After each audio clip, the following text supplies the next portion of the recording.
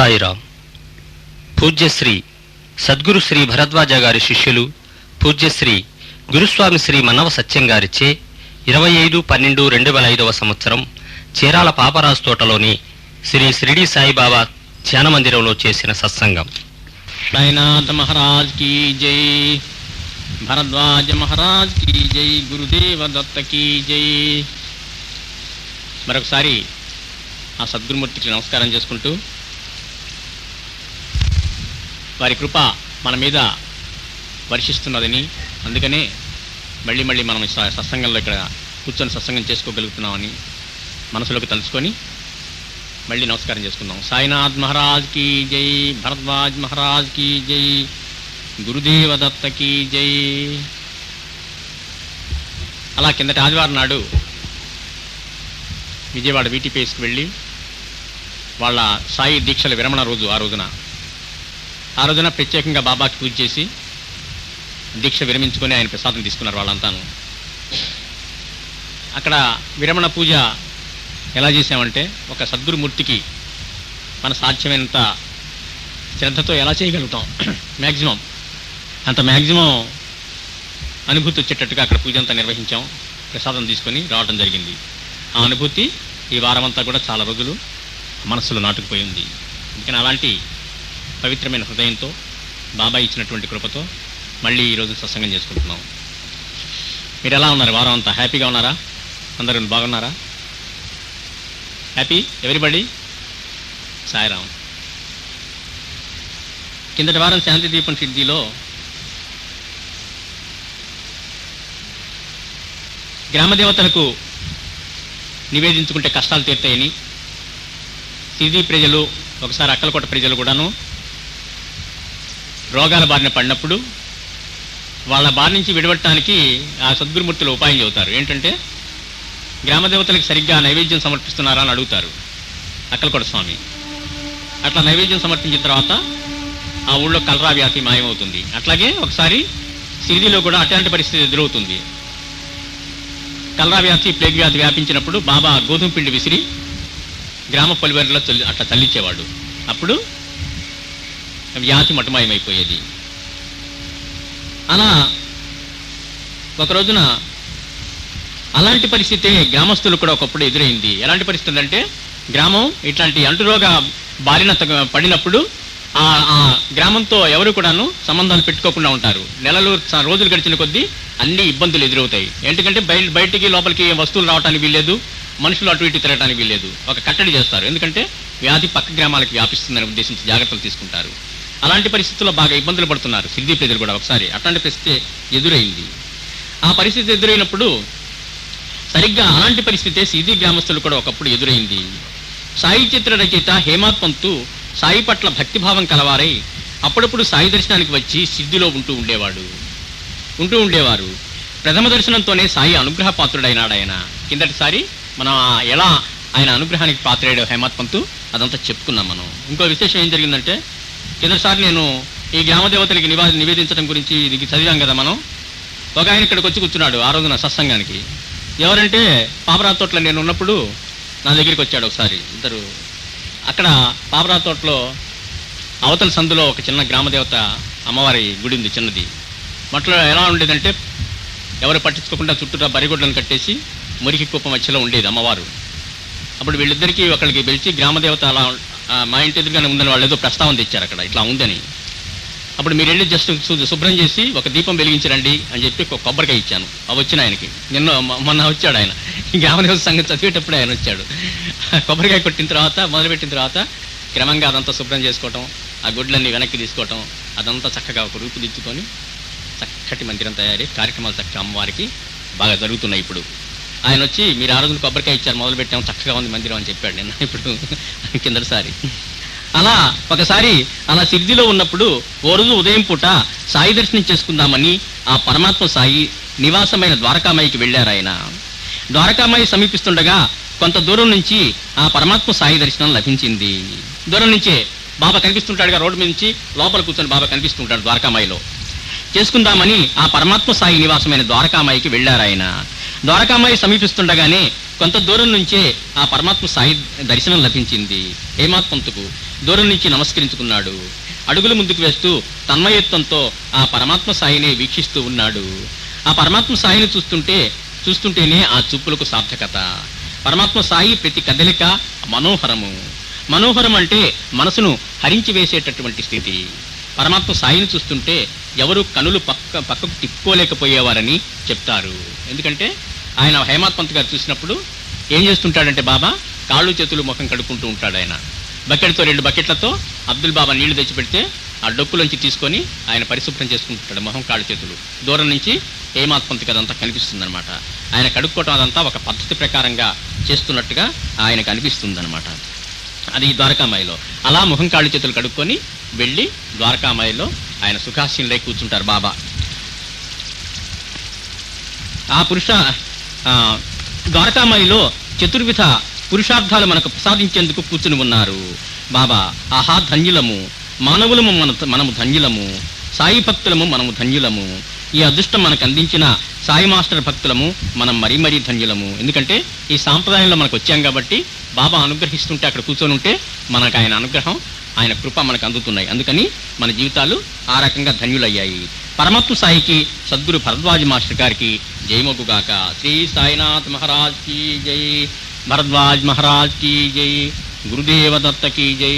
అలా కాళ్ళు చేతుల ముఖం కడుక్కొని బాబా అక్కడ కూర్చొని మసీదులో కూర్చొని ఏం చేయటం మొదలుపెట్టాడంటే, పరమాత్మ సాయి ఆ సమయంలో ఒక గోనెపట్టా తీసుకువచ్చి తన ముందు పరుచుకున్నారు. బాబా కూర్చోటానికి పడుకోవడానికి ఎక్కువగా గోనెపట్టాలే వాడేవాడు. మొట్టమొదట ఇంకేం ఉపయోగించేవాడు కాదు. ఆఖరి నాకన్నా బలవంతంగా ఒక దుప్పట్లు వేయటం, పరుపు వేయటం చేశారు బాబాకి. మొట్టమొదటిలో గోనెపట్టానే ఆయన ఆసనం, పడుకోవటానికైనా దేనికైనా. తలగడ ఏంటంటే ఇటుకరాయి, గురువు ఇచ్చినటువంటి ఇటుకరాయి తలగడగా పెట్టుకునేవారు. అలా ఒక మూల ఉన్నటువంటి గోనెపట్ట తీసుకొచ్చి విదిలించి చక్కగా పరుచుకున్నారు. తర్వాత ఒక మూలనున్న పెద్ద తిరగల్ని తీసుకొచ్చి ఆ గోనెపట్టా మీద పెట్టారు. 2 తిరగళ్ళు ఉండేవి బాబా దగ్గర, ఒకటి పెద్దది ఒకటి చిన్నది. ఇప్పుడు చిన్నది మనకి ద్వారకామాయిలో కనిపిస్తుంది ఇప్పుడు కూడాను, ఇంకోటి అక్కడ మ్యూజియంలో ఉంటుంది. ఒక పెద్ద తిరగలు తీసుకొచ్చి మధ్యలో పెట్టారు. ఒక మూలనున్న పెద్ద తిరగలి తీసుకొచ్చి ఆ గోనెపట్టా మీద పెట్టారు. ద్వారకామాయిలో ఎప్పుడు ఉండే గోధుమల బస్తాలోంచి రేకు డబ్బా నిండా గోధుమలు తీసుకుని తిరగలి పక్కనే పెట్టారు. ఎప్పుడు స్టాక్ ఉంటుంది బాబా దగ్గర, ఎందుకంటే కావాల్సిన అన్ని లభిస్తాయి. ఆ గోధుమలు ఆహారం, ఎప్పుడు కావాలంటే అప్పుడు ఆహారం రెడీగా ఉండటానికి బాబా గోధుమల బస్తా అక్కడ చేసినాం అనమాట. ఆయన దగ్గర ఏది కొరత ఉండదు అని చెప్పడానికి కోసం ఉంది. ఆ గోధుమల డబ్బా దానిలోంచి ఒక డబ్బాతో తీసుకొని వచ్చి ఆ తిరగలి పక్కన పెట్టుకున్నారు. గోధుమలు తీసుకొని తిరగలి పక్కనే పెట్టారు. ఒక చేట తీసుకువచ్చి గోధుమలు చేటలో పోసి చెరిగారు. మళ్ళీ ఒక చేట తెచ్చుకున్నాడు. అన్ని వస్తువులు అక్కడ దేనికి కూడా అన్ని రెడీగా ఉంటాయి. బియ్యం చెరిగినట్టుగా ఆ రాళ్ళు మట్టి అది లేకుండా వాటినన్నింటినీ శుభ్రంగా ఆ గోధుమలు చెరిగారు. గోధుమలు తీసుకొని తిరగలి పక్కనే పెట్టారు.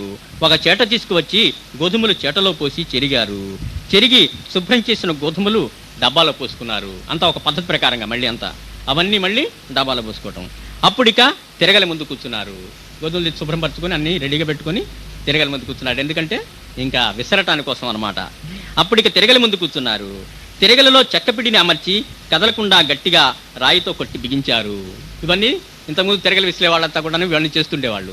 ముందు అది పెట్టి టకటక కొట్టాలి, తిప్పినా ఊడకుండా గట్టిగా బిగించాలి. అప్పుడిక తిరగలి ముందు కూర్చున్నారు. తిరగల్లో చెక్కపిడిని అమర్చి కదలకుండా గట్టిగా రాయితో కొట్టి బిగించారు. ఇహ ఆ ఏర్పాట్లన్నీ పూర్తయ్యాక 2 కాళ్ళు బార్లాగా దాపుకుని ఒక చేత్తో గోధుమలు తిరగల్లో వేస్తూ ఒక చేత్తో తిరగలి పిడిని పట్టుకొని తిరగలి తిప్పుతూ గోధుమలు విసరడం ప్రారంభించారు. ఒక పక్కగా 2 కాళ్ళు దాపుకొని ఈ పక్కన తిరగలి ఉంటుందన్నమాట. హాయిగా లేజర్గా విసురుతున్నారు. కొంచెం కొంచెం దానిలో పోసుకోవటం, తిప్పుతూ ఉండటం మొదలుపెట్టారు. ఇహ ఆ ఏర్పాట్లన్నీ పూర్తయ్యాక 2 కార్లు బార్లాగా దాపుకుని ఒక చేత్తో గోధుమలు తిరగల్లో వేస్తూ ఒక చేత్తో తిరగలి పిడిని పట్టుకొని తిరగలి తిప్పుతూ గోధుమలు విసరటం ప్రారంభించారు. హేమాత్ పంతు ఇంతకు ముందు ఎప్పుడు బాబా గోధుమలు విసరటం చూడలేదు. ఆయన వచ్చిన సందర్భాల్లో ఎప్పుడు ఇట్లాంటి సందర్భం కనపడలే ఆయనకి, ఆయన ఉన్న రోజుల్లో. ఇప్పుడు ఇదంతా వింతగా చూస్తున్నాడు. ఏంటి బాబా గోధుమలు కూడా విసురుతారా అని చెప్పి చూస్తున్నారనమాట ఆయన. అప్పుడు హేమాత్ పంతు ఇంతకు ముందు ఎప్పుడు బాబా గోధుమలు విసరటం చూడలేదు. అందుకని ఇదంతా హేమాత్ పంతు ఆశ్చర్యంతో చూస్తున్నాడు. అరే ఇట్లాంటి ఈ గోధుమలు కూడా విసురుతున్నాడు ఏంటి, పిండి కావాలంటే రెడీగా బోల్డంత ఉంటుంది బాబా దగ్గర, దొరుకుతుంది, విసురుకోవాల్సిన అవసరం లేదు. హేమాత్ పంతు ఇంతకుముందు ఎప్పుడు బాబా గోధుమలు విసరడం చూడలేదు. అందుకని ఇదంతా హేమాత్ పంతు ఆశ్చర్యంతో చూస్తున్నాడు. గ్రామస్తులు కూడా అటు ఇటు ద్వారకామాయి ముందుగా వెళ్తూ ఉండేవారు. అటు వెళ్తుంటే లోపల బాబా కనిపిస్తుంటాడుగా ఏం చేస్తున్నారు, వాళ్ళు కూడా చూస్తున్నారు లోపలికి. వెళ్తున్న వారు బాబా ఏమి చూస్తున్నారా అని చూస్తున్నారు. ఏంటి బాబాయ్ తిరగలేవి పెట్టుకుని ఏం చేయబోతున్నాడు అని చెప్పి అటు ఇటు వెళ్ళే వాళ్ళు కూడా గమనిస్తూ పోతున్నారు. బాబా ఏమి చేస్తున్నారా అని చూస్తూనే వెళ్తున్నారు.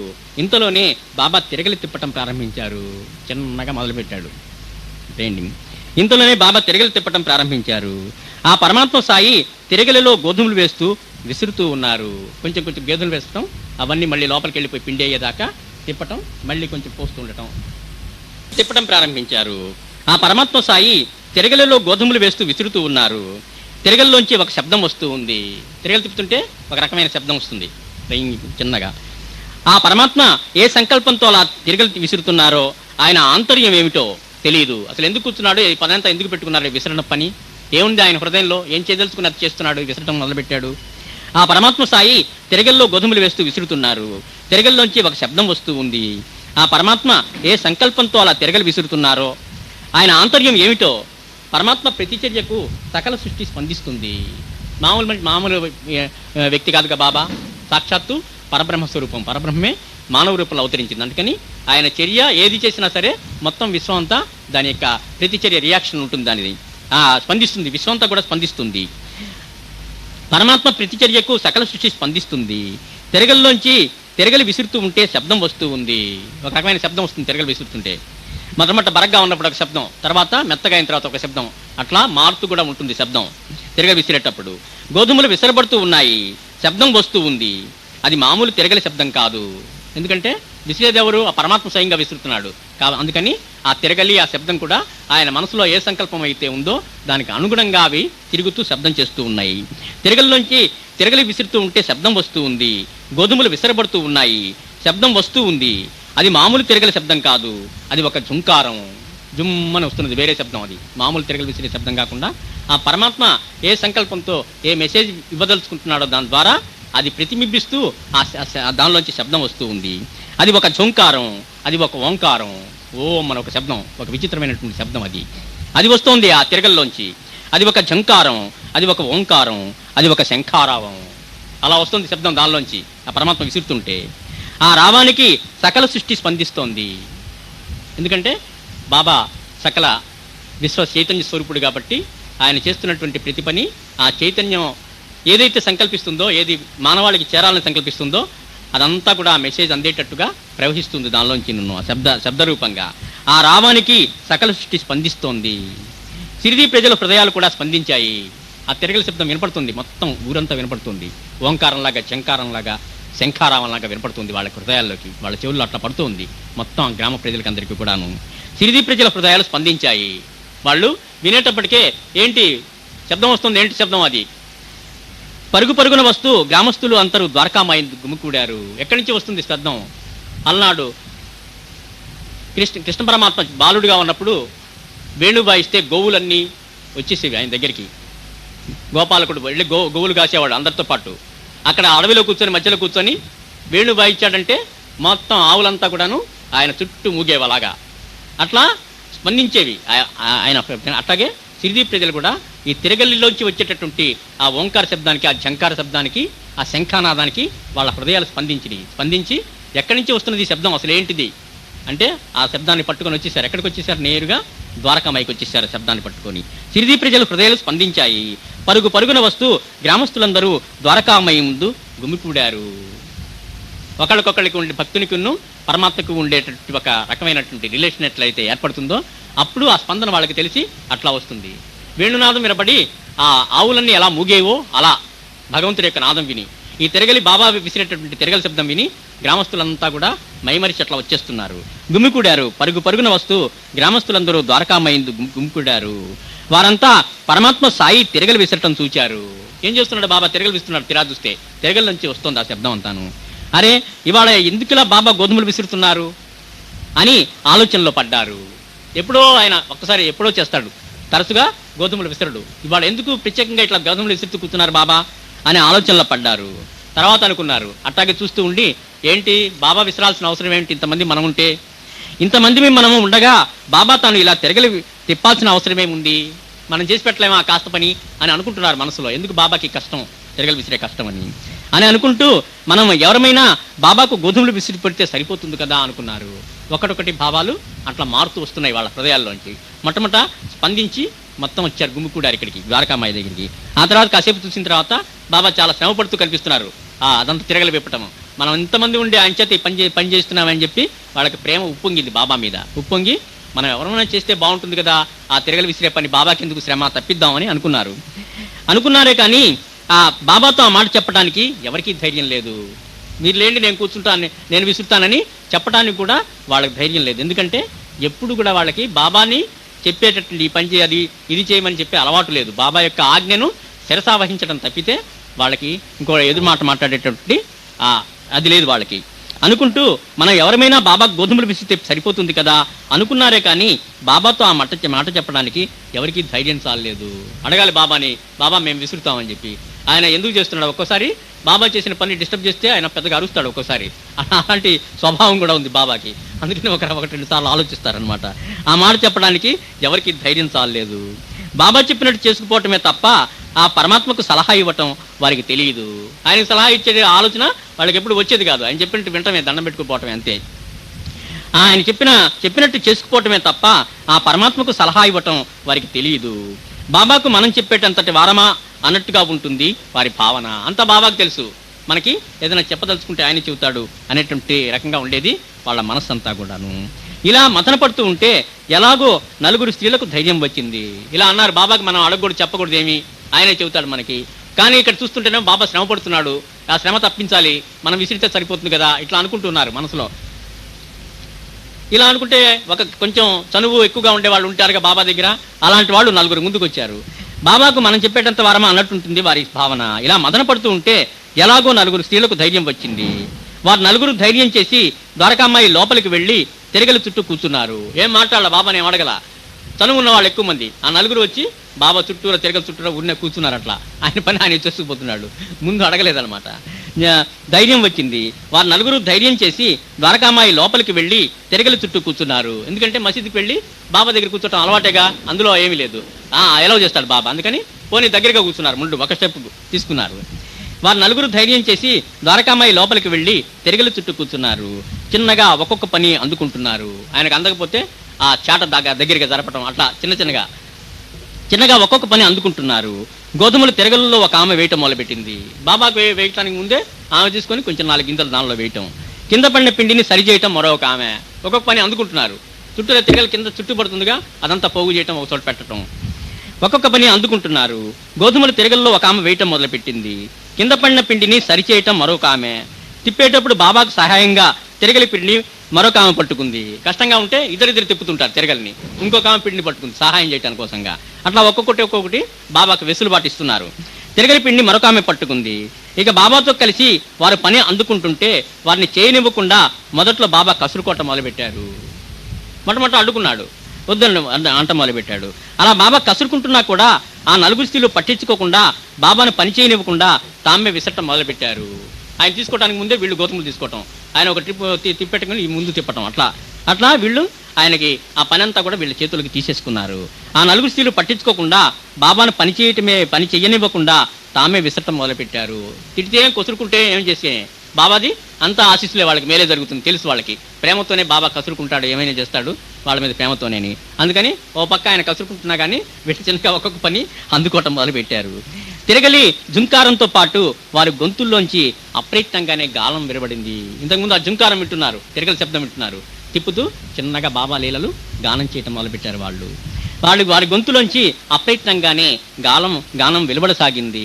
ఒక పవిత్రమైన కార్యం బాబా ఎందుకు చేస్తున్నాడంటే దానిలో వాళ్ళు ఒక పావులుగా ఎప్పుడైతే మారారో వాళ్ళ హృదయం స్పందించి గొంతులోంచి చక్కటి గానం, బాబా వారి గొంతులోంచి అప్రయత్నంగానే గానం వెలువడసాగింది. ఆ గానం బాబా గానమే. మనకు కూడా ఎప్పుడన్నా ఒక పవిత్రమైన పని చేస్తున్నప్పుడు నామస్మరణ అదంతరదే లోపల నుంచి మనకి వచ్చేస్తుంది, నామం చేయటం వచ్చేస్తుంది. అనుకోకుండానే మనం ఎట్టి ప్రయత్నం లేకుండానే హృదయం స్పందించి పడుకున్నా సరే లోపల కూడా జరుగుతుంటుంది. ఒక్కోసారి పైకి కూడా సాయి నామస్మరణ జరుగుతూ ఉంటుంది. గానం వెలువడసాగింది. ఆ గానం బాబా గానమే.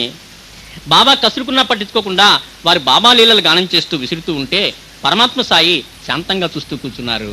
బాబా లీలలు గానం చేస్తూ అట్లా వాళ్ళు విసురుతం మొదలుపెట్టారు. బాబా ఇహ తాపిగా ఎప్పుడైతే ఆయన స్మరణ మనం చేస్తున్నామో ఆయన కోపం అంతా సమసిపోయింది. ఆయనలోంచి కరుణ పుట్టింది. అందుకని శాంతంగా అయిపోయి బాబా చూడటం వాళ్ళ వైపు శాంతంగా చూస్తూ నవ్వుతో చూస్తూ ఊరుకుంటున్నాడు. అట్లా బాబా కసురుకున్నా పట్టించుకోకుండా వారు బాబా లీలలు గానం చేస్తూ విసురుతూ ఉంటే పరమాత్మ సాయి శాంతంగా చూస్తూ కూర్చున్నారు. భీమాజీ పాటిల్ రోగం చేయమని అడిగినప్పుడు కూడా నేనేం వైద్యున్నా కాదు పో అని కసురుకుంటాడు బాబా మొట్టమొదట.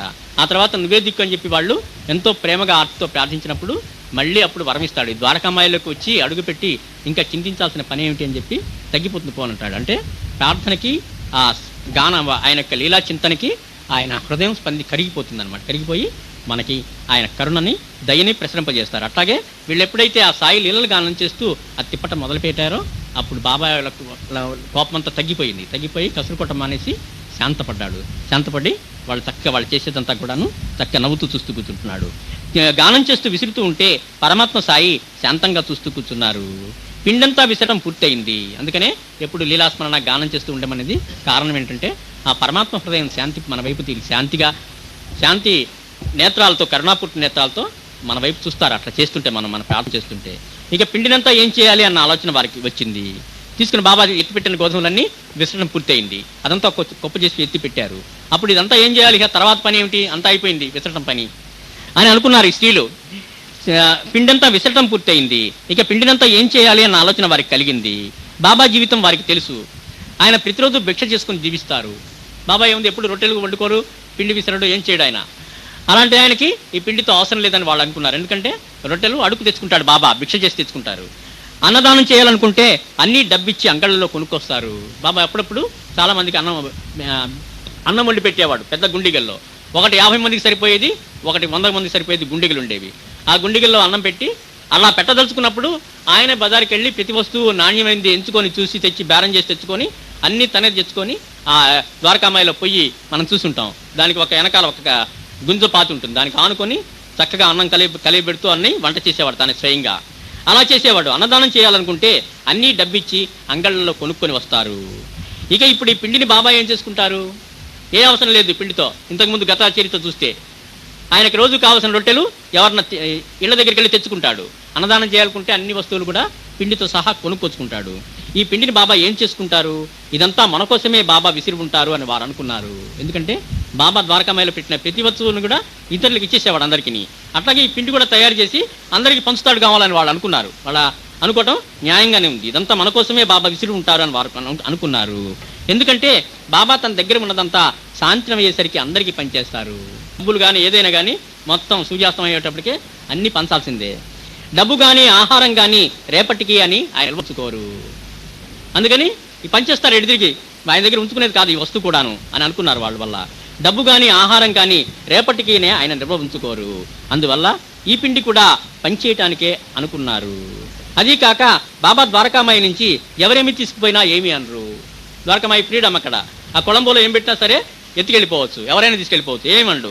కట్టెలు రాసిపోతుంటే ఊళ్ళో వాళ్ళు ఇబ్బంది అయితే అందులోంచి తీసుకుపోతుంటారు. బాబా ఏమనేవాడు కాదు. అట్లాగే ఆయన ద్వారకామాయి నుంచి ఏది తీసుకుపోయినా సరే ఆయన ఊరుకునేవాడు, ఏమనేవాడు కాదు.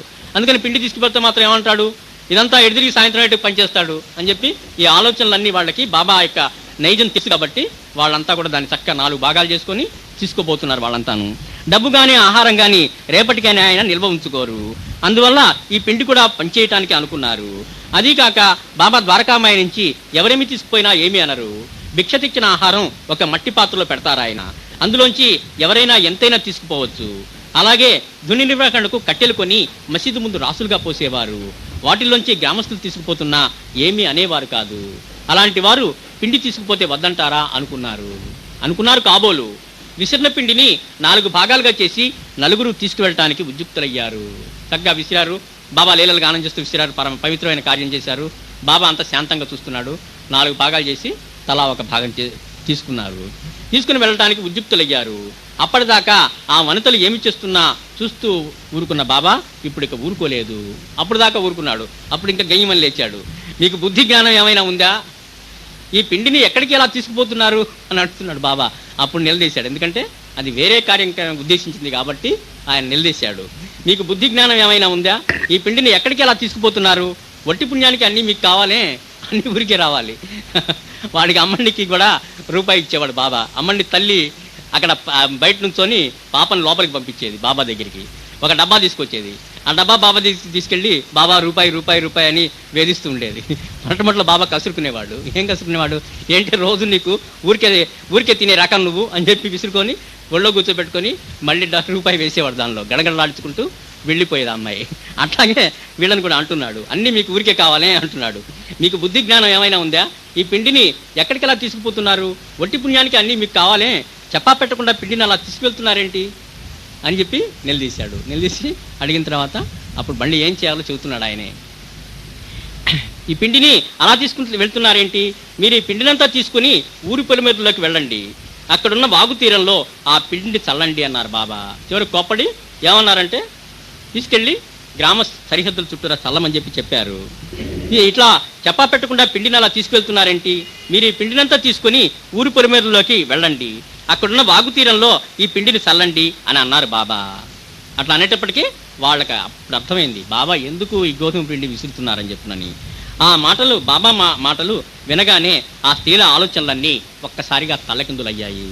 అప్పటిదాకా ఒక అవగాహనతో ఉన్నారు, పిండిని విసురుతున్నారు అందరికీ పంచడానికి అనుకునే అవగాహనతో ఉండి తీసుకుపోతున్నారు. వాళ్ళు కాస్త బాబా పిండినంతా తీసుకెళ్ళి గ్రామ సరిహద్దుల వద్ద చల్లిరామని అనేటప్పటికే అప్పుడు వాళ్ళకి ఆలోచన అంతా కూడా మారిపోయింది ఒక్కసారిగా. ఇందుకా బాబా పిండిని విసిరింది అనుకుంటూ గ్రామ పొలిమేరలకు బయలుదేరారు. అబ్బోహో ఇప్పుడు ఇందుకు కావాలి బాగా విసిరింది, ఎందుకంటే ఎప్పుడన్నా ఇబ్బంది వచ్చినప్పుడు బాబా అట్లా చేస్తూ ఉండటం అలవాటు. గోధుమ పిండిని తీసుకెళ్ళి చుట్టూ తలమంటారు. ఇందుకా బాబా పిండిని విసిరింది అనుకుంటూ గ్రామ పొలిమేరలకు బయలుదేరారు. ఎందుకంటే వారికి తెలుసు అప్పుడప్పుడు గ్రామంలో కలరా వ్యాధి వ్యాపించి ఉంది. అప్పుడు గ్రామంలో కలరా వ్యాధి వ్యాపించి ఉంది, అందరూ భయభ్రాంతులై ఉన్నారు. కలరా వ్యాధి నివారణకు బాబా అలా చేస్తుంటారని వారికి తెలుసు. అప్పుడప్పుడు గ్రామంలో ఇట్లా అంటువ్యాధులు వచ్చినప్పుడు బాబా అట్లా పిండిని చల్లిస్తాడు అక్కడ. అలా బాబా గోధుమ పిండిని వాగు వెంట చల్లించి ఆ వ్యాధిని నివారించారు. పిండిని చల్లాక రోగం తగ్గుముఖం పట్టింది. గ్రామస్తులు హాయిగా ఊపిరి పీల్చుకున్నారు. అలా బాబా చేసిన తర్వాత మన్నాటికే మొత్తం కలరా రోగం అంతా కూడాను మట్టుమాయమైపోయింది. కలరా వ్యాధి నివారణకు బాబా అలా చేస్తుంటారని వారికి తెలుసు.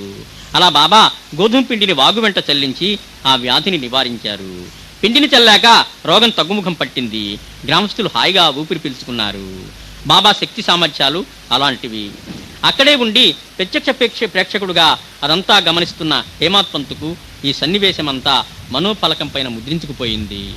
ఇప్పుడైతే మనం ఎట్లయితే వివరంగా చదువుకుంటే మన మనోఫలకం మీద ఇప్పుడే మనకి అదంతా జరుగుతున్నట్టుగా ఎలాగైతే మనకి చిత్రం తిరిగిందో అట్లా హేమాత్ పంతు ప్రత్యక్షంగా చూశాడు కాబట్టి అదంతా ఇదంతా బాబాయ్ మొదటి నుంచి ఈ తిరగలు కాళ్ళు చేతులు కడుక్కోవటం, అక్కడ కూర్చోవటం, ఈ పట్టా పరుచుకోవటం, దాని మీద తిరగలు పెట్టడం, గోధుమలు బాగు చేసుకోవడం, చాటతో విసిరి బాగు చేసుకొని పక్కన పెట్టుకోవటం, ఇదంతా మొత్తం తర్వాత కాళ్ళుతో బారుతో కూర్చొని కొంచెం కొంచెం వేసి విసరటం, అందులోంచి ఓంకారం, జుంకారావం, ఇదంతా శంఖారావం ఇదంతా రావటం, గ్రామస్తులంతా పరిగెత్తుకుంటూ మూగటం, మసీదు చుట్టూ మూగటం, నలుగురు స్త్రీలు లోపలికి వెళ్ళి ఒక్కొక్క పని అందుకోవటం, ఆ తర్వాత వాళ్ళు ఎత్తుకుపోతుంటే బాబా అరిచి మీరు వెళ్ళి గ్రామ సరిహద్దుల్లో చల్లమంటాం. ఇదంతా కూడాను ఒక ముద్రించిపోయింది ఆ హృదయ పలకం మీద, ముద్రించిపోయి పరమానందం కలిగింది ఆ చర్య అంతా కూడాను.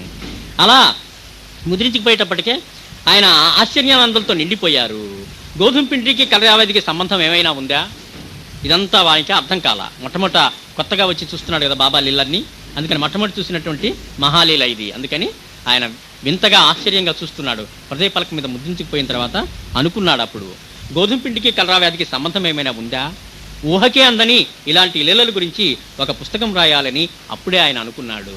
అరే ఏం చేసి ఏం తగ్గిస్తున్నాడైనా, దీనికి దానికి సంబంధం లేదే అసలు. కానీ ఆ కలరా వ్యాధికి పిండి చల్లటం ఎంత మందులాగా ఎట్లా పనిచేసిందని చెప్పి ఆయన ఆశ్చర్యపోయి ఇలాంటి సంఘటనలు అందరికీ ముందు తరాల వాళ్ళకి తెలియజేయాలనే ఉద్దేశంతో గ్రంథం రాయాలని అప్పుడే ఆయనకు సంకల్పం కలిగింది. ఆయన ఊహకే అందని ఇలాంటి లీలల గురించి ఒక పుస్తకం రాయాలని అప్పుడే ఆయన అనుకున్నారు. సాయి చరిత్ర రచనకు ఆశీస్సులు పొందారు. అప్పుడే బాబా దగ్గరికి వెళ్ళి శ్యామ ద్వారా అడిగించి, హేమాత్ పంతు గారు నీ చరిత్ర రాస్తాను, వద్దనుకు, మీ మామూలు పక్కీని నా చరిత్ర ఎందుకు వద్దు అనకు అని చెప్పి ముందే చెప్పి ఆయన చేత ఆశీస్సులు పొంది అప్పుడు రాయటం మొదలుపెట్టాడు. ఈ గోధుమలు విసిరిన లీలయే సాయి చరిత్ర రచనకు కారణమైంది. అలా మొట్టమొదటి హేమాత్ పంతు హృదయ పలకం మీద ముద్రించుకుపోయినటువంటి ఆ తిరగలి విసిరిన కథ, అదే మన రోజు నిత్యపారాయణ చేసుకునేటువంటి సచ్చరిత్రకు మూల కారణమైన లీల అది. అందుకని ఆ లీలను ఇవాళ మనం చక్కగా హృదయం మీద ముద్రించుకుపోయేటట్టుగా మనం చదువుకున్నాం.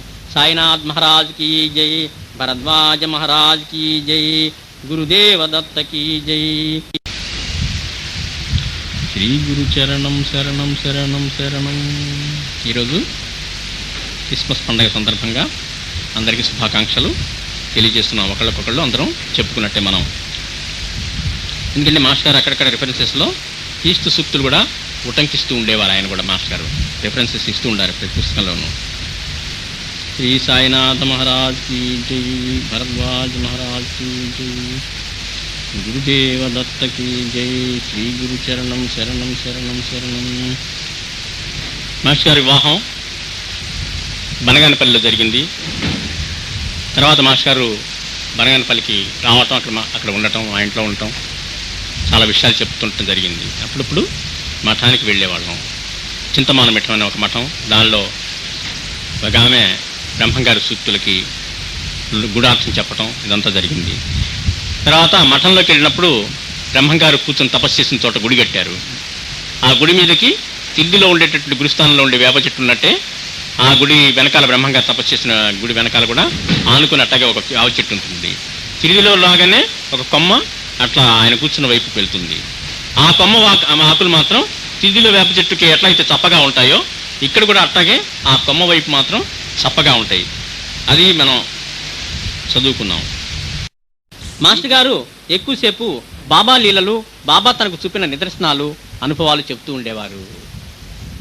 బనగానపల్లిలో బ్రహ్మంగారి మఠంలో సిరిదిలో గురుస్థానంలో వేప చెట్టు ఎలా ఉందో అలానే బ్రహ్మంగారు తపస్సు చేసిన చోట కూడా ఒక వేప చెట్టు ఉంది.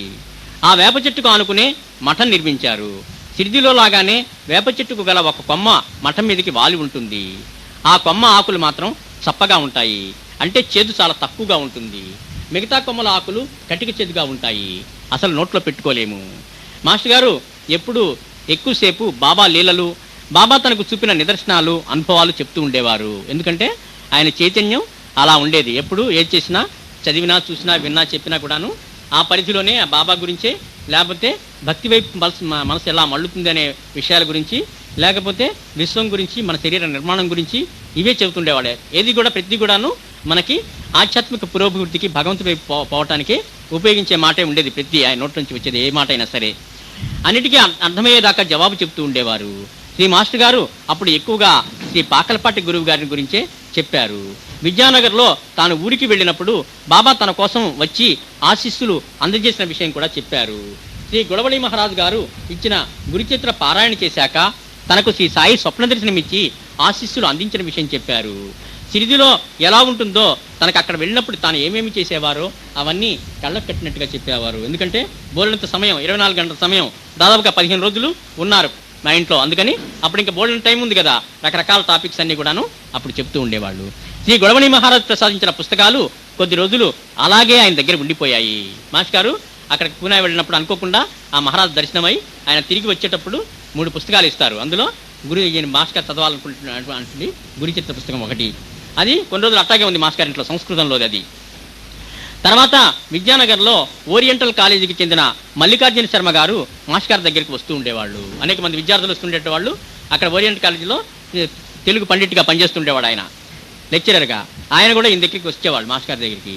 ఆయన మాస్టర్ గారి జీవితం చూసి ప్రభావితులై తాను కూడా భక్తిలో పురోగతి సాధించాలని తపనతో మాస్టర్ గారిని సాధనా మార్గాలు చెప్పమనేవారు.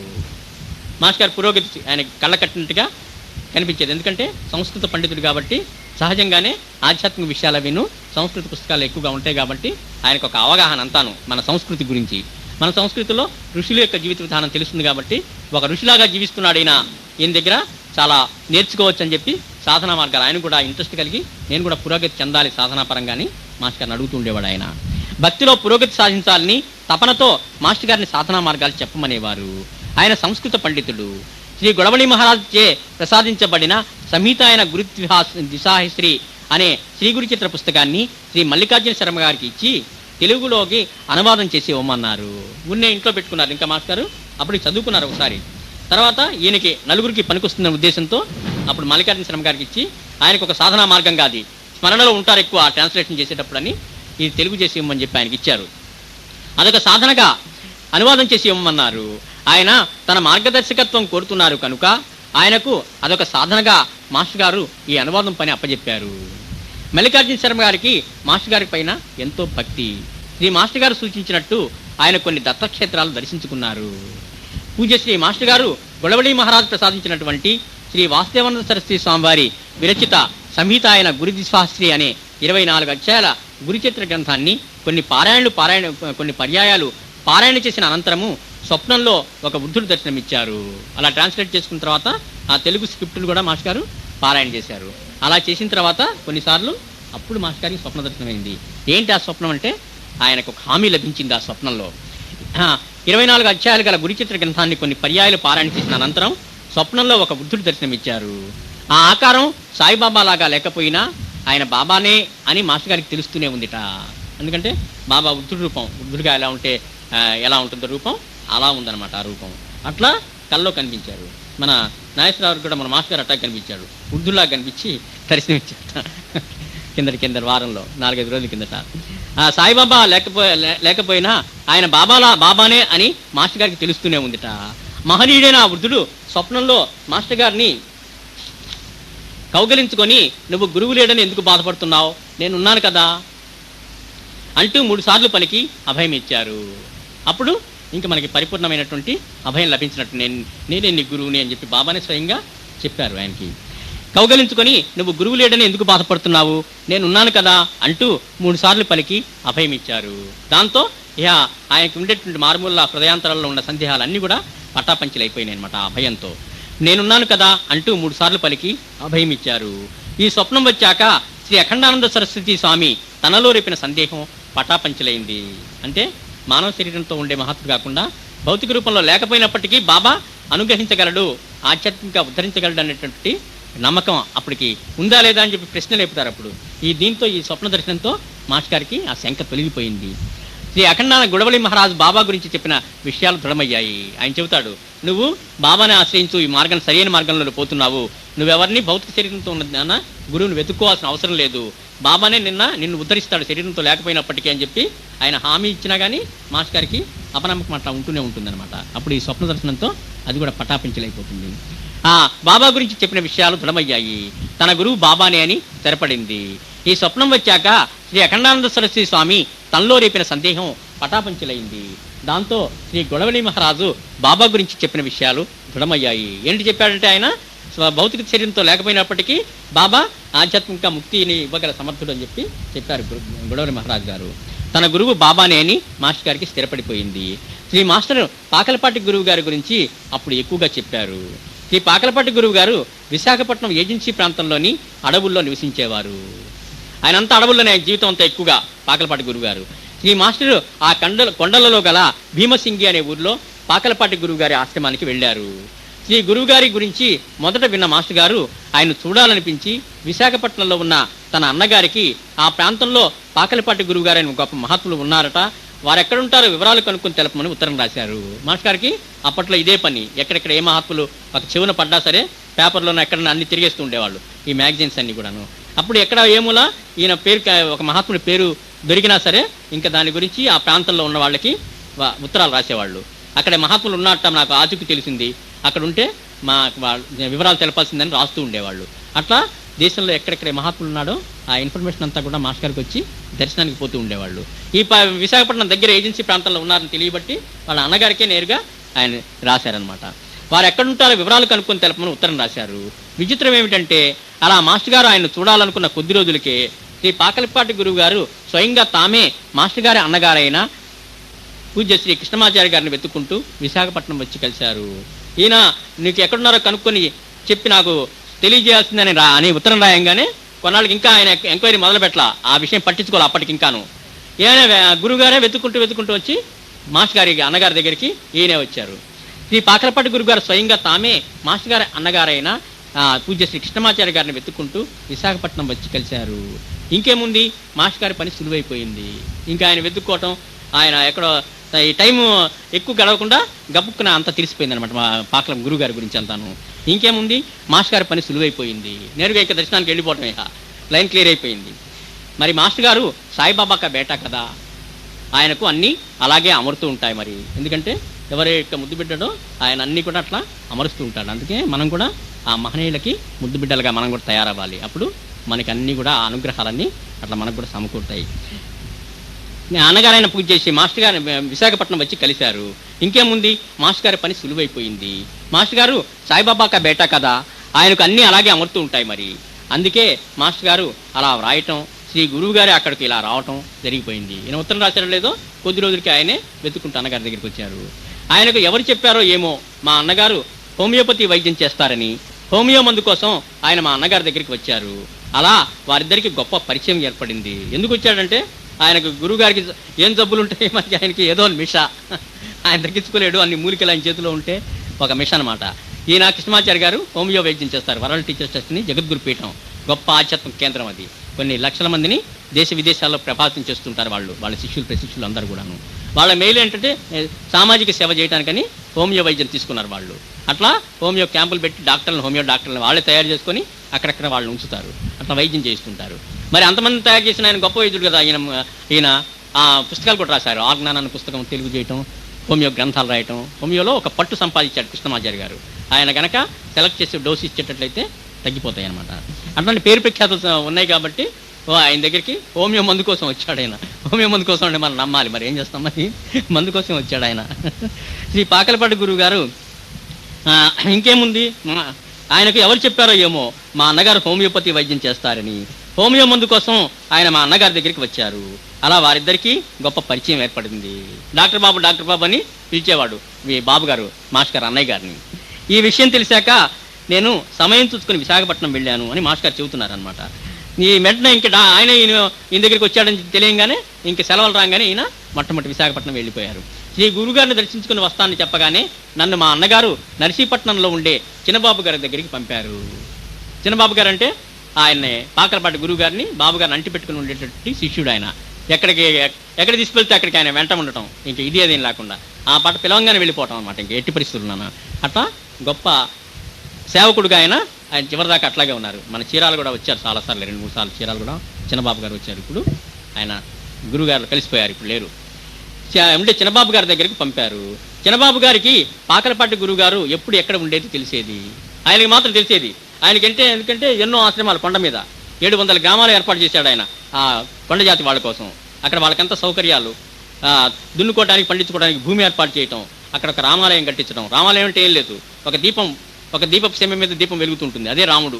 అక్కడే భజన చేసుకోమని మీ కష్టాలు దొరుకుతాయని చెప్పేవాడు. అక్కడ కనుక కష్టం తిరగకపోతే అప్పుడు నా దగ్గర రమ్మనేవాడు. అప్పుడు ఆయన ముందు అక్కడ వాళ్ళు చేసుకోవటం అంతా. అట్లా ఎన్నో కేంద్రాలు, రామభక్తి కేంద్రాలన్నీ ఆ కొండలు ఏర్పాటు చేశాడు. ఆశ్రమాలు కూడా అక్కడక్కడ ఆయన చాలా ఆశ్రమాలు ఉండేవి. ఏ ఆశ్రమంలో ఎప్పుడు ఉంటాడు అనేది ఇది చిన్నబాబు గారి దగ్గరే ఉంటుంది అనమాట ఇన్ఫర్మేషన్. అప్పుడు చిన్నబాబు గారు నాతో ఒక టీచర్ గారికి తోడు ఇచ్చి గురువు గారు ఇప్పుడు భీమసింగి ఆశ్రమంలోనే ఉన్నారని చెప్పి అక్కడికి పంపారు. ఇంకొక ఆయన తోడిచ్చి పంపారు మాస్టర్ గారిని. అంటూ ఈ మాస్టర్ గారు భీమసింగి ఆశ్రమానికి వెళ్తుంటే కలిగిన అనుభవాలు చెప్పారు. అలా కొండల్లో అడవుల్లో అలా నడుస్తూ పోతూ ఉంటే ఆ ప్రకృతి శోభకు పరవశించిపోయాన్ని మాస్టర్ గారు చెప్పారు. ఆ ప్రకృతి శోభ అక్కడి నుంచి ఆయన గురువుగారి ఆశ్రమానికి చేరటం ఇదంతా కూడాను పాకలపాటి గురువుగారు మాస్టర్ గారు రాసినటువంటి నేను దర్శించిన మహాత్ముల పుస్తకంలో ఉంటుంది. భీమసింగి ఆశ్రమానికి వెళ్తుంటే కలిగిన అనుభవాలు చెప్పారు. అలా కొండల్లో అడవుల్లో నడుస్తూ పోతూ ఉంటే ఆ ప్రకృతి శోభకు పరవశించిపోయాన్ని మాస్టర్ గారు చెప్పారు. మేము అప్పుడు బనగానపల్లిలో ఉన్న మా ఇంటిలో బాబా కోసం ఏర్పాటు చేసిన గదిలో కూర్చుని ఉన్నాము.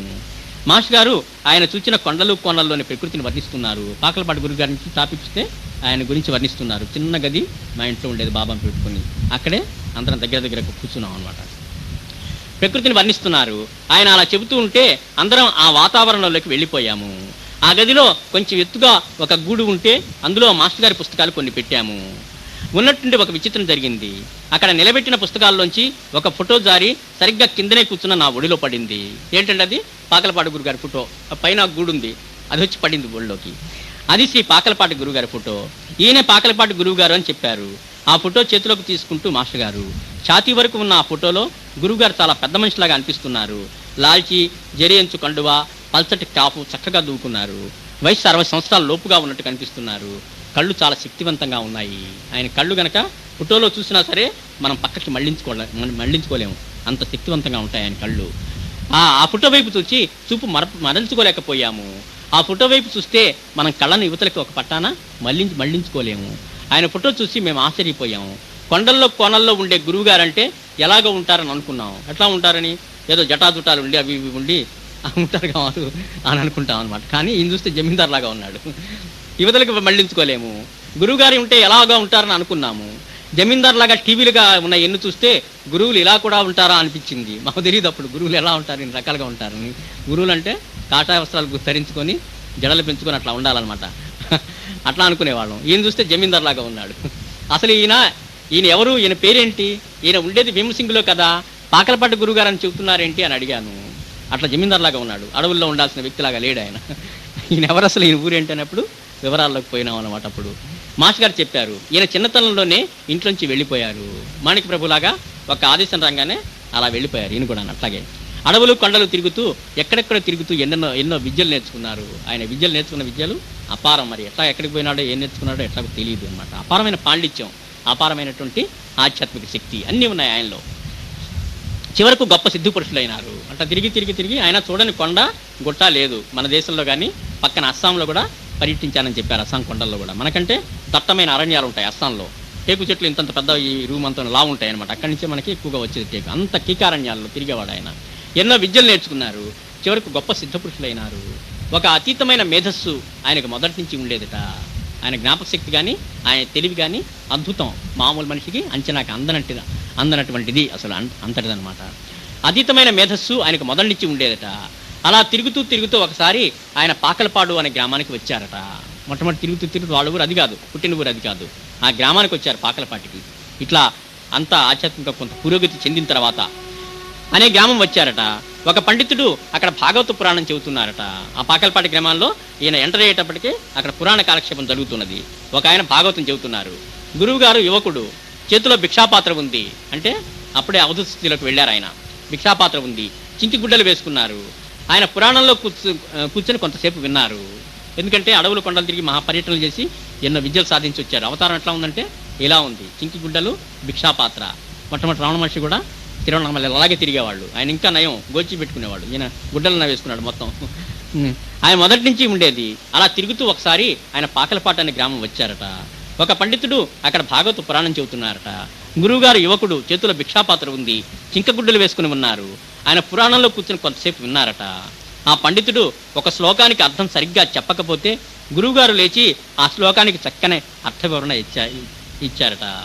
ఎంతో కొన్ని జటిలమైన శ్లోకాలు ఉంటాయి సామాన్యంగా ఒక పట్టాన, అవి భాష్యం చెప్పడానికి వీలు కానివి. అలా ఆయన తికమక పడుతుంటే గురువుగారు లేచి ఆ శ్లోకానికి భాష్యం చెప్పారు, అర్థ వివరణ ఇచ్చారట. ఆ వివరణ శ్రోతలను బాగా ఆకట్టుకుంది. ఇంతకుముందు చెప్పిన ఆయన కంటే మాస్టర్ ఈయన చెప్పినటువంటి ఆ వివరణ కాస్త బాగా శ్రోతలకి ముగ్ధులైపోయారు. ఆ కాస్తకే ఈయన మామూలు వాడు కాదు అని గుర్తించాడు. అంత గూఢార్థం అంత వివరంగా చెప్పబట్టి ఈయనకు చాలా జ్ఞానం ఉంది, లోపల జ్ఞాని, మహాజ్ఞాని అని వాళ్ళు తెలుసుకున్నారు. ఆ చెప్పిన 4 మాటలు బట్టే. ఆయన పురాణంలో కూర్చొని కొంతసేపు విన్నారట. ఆ పండితుడు ఒక శ్లోకానికి అర్థం సరిగ్గా చెప్పకపోతే గురువుగారు లేచి ఆ శ్లోకాన్ని చక్కని అర్థ వివరణ ఇచ్చారట. ఆ వివరణ శ్రోతలను బాగా ఆకట్టుకుంది. ఈయన మామూలు వాడు కాదు అని గుర్తించారు అందరూ. గురువుగారిని వాళ్ళ ఊర్లోనే ఉండి పొమ్మని ప్రార్థించారు. అప్పటి వరకు భిక్షక వేషంలో ఉన్న బాబుగారు ఆ వేషం మార్చేసి చాలా రోజులు అక్కడే ఉన్నారు. వాళ్ళ ప్రార్థన మన్నించి ఆ రోజులు అక్కడే పాకలపాడు అనే ఊర్లో చాలా రోజులు ఆయన ఉన్నారు అక్కడ. అప్పటి నుంచి ఆయనకు పాకలపాటి గురువు గారు అంటారట. ఆ తర్వాత ఆయన ఏజెన్సీ ప్రాంతానికి వచ్చారు. ఆ ఊరి నుంచి మళ్ళీ కొండలకు వచ్చేసాడు ఆయన అని మాస్టర్ గారు చెప్పుకుపోయారు. అసలు ఆయనది ఏ ఊరు, ఇంటి నుంచి ఎందుకు వచ్చేసారు అంటూ మరికొన్ని విషయాలు చెప్తారు కదా అని మాస్టర్ గారిని అడిగాము. మాస్టర్ గారు మరలా మరికొన్ని విషయాలు ఇలా చెప్పారు. వారిది ముంటూరు అనే గ్రామం, పాకలపాటి గురువు గారిది నేటివ్ ప్లేస్. వారి ఇంటి పేరు దామరాజు వారు. ఆయన ఎంత గొప్పవారు అంటే జైపూర్ సంస్థానం వారు ఆయన ఎంతో గొప్పగా సన్మానించారు. ఏనుగు మీద ఊరేగించి తమ ఆస్థానంలోనే ముంచేసుకున్నారు. ఈయన పాండిత్యం అక్కడ ఒకసారి ప్రదర్శిస్తారు. అప్పుడు ఆయన అటువంటి గౌరవం ఇస్తారు. ఆయన జైపూర్ సంస్థానం వారు ఆయన ఎంతో గొప్పగా సన్మానించారు. ఏనుగు మీద ఊరేగించి తమ ఆస్థానంలోనే ముంచేసుకున్నారు అప్పటి మహారాజు గారు. ఒకసారి జైపూర్ మహారాజు గొప్ప పండితులను, కవులను ఆహ్వానించి సమ్మేళనం ఏర్పాటు చేశారు. ఆ రోజుల్లో కొప్పరపు కవులని, తిరుపతి వెంకట కవులని 4 గొప్ప పండితులు ఉండేవారు. వారిద్దరూ ఇటు ఒక జట్టుగా ఇద్దరు చెరొక జట్టుగా శతావధానాలు చేసేవారు. వారి పాండిత్యం, మేధాశక్తి అపారం. వీళ్ళ గురించి అందరూ వినే ఉంటారు. ఆసుగా ఎన్నైనా చెప్పగలుగుతారు వాళ్ళిద్దరును. ఆ బ్యాచ్ ఇద్దరిద్దరు ఒక బ్యాచ్ వాళ్ళు, అంతటి పాండిత్యం వాళ్ళకి. అలాంటి వారు కూడా ఈ సమ్మేళనానికి వచ్చారు. వాళ్ళిద్దరు కూడా వచ్చారు. ఆ సమ్మేళనంలో మహారాజు గారు ఒక సమస్య ఇచ్చి వచ్చిన కవి పండితులను పూరించమన్నారట. అది ఆచారం. వాళ్ళకి ఒక సమస్య ఇస్తారు, అది పూరించమంటారు. దాన్ని కనుక పూరించగలిగితే సత్కరిస్తారనమాట. ఆ ఇచ్చి సమ్మేళనంలో మహారాజు గారు ఒక సమస్య ఇచ్చి వచ్చిన కవి పండితులను పూరించమన్నారట. ఆ సమస్యాపూరణ ఎవరికీ సాధ్యం కాలేదుట. ఎవరు కూడా పూరించలేకపోయారు ఆయన ఇచ్చిన సమస్యని. తిరుపతి వెంకట కవులు తమకు మరో 5 నిమిషాల సమయం ఇవ్వమని కోరారట. ఇంకో 5 నిమిషాలు ఎక్స్టెండ్ చేస్తే మేము పూర్తి చేస్తామన్నారట. అయితే బాబుగారు వెంటనే లేచి సమస్యను పూరించి పద్యం చదివారట. మహారాజు ఎంతో సంతోషించి పెద్ద భవనము డబ్బు ఇచ్చి తన వద్దనే బాబుగారిని ఉంచేసుకున్నారట. అట్లా వైభవం కూడా సత్కార్యాలు కూడా పొంది వైభవంగా కూడా జీవించిన ఆయన పెద్ద భవనం డబ్బు ఇచ్చి తమ వద్దనే బాబుగారిని ఉంచేసుకున్నారట. ఆంధ్రుడికి జరిగిన ఆ గొప్ప సన్మానం గురించి అప్పటి ఆంధ్రపత్రికలో ప్రచురించారట కూడా. అలా బాబుగారికి ఎక్కడ చూసినా విజయమేనట. ఒకసారి ఒక చోట విజయం సాధించాడంటే ఏంటి ఆ విజయం అంటే ఆ భగవంతుడి యొక్క అనుగ్రహం. సంపాదించారంటే మొత్తం విజయమే, ఆల్ సక్సెస్. అలా మాస్టర్ గారు పాకలపాటి గురువు గారి గురించి చెప్పుకుపోతూ ఉన్నారు.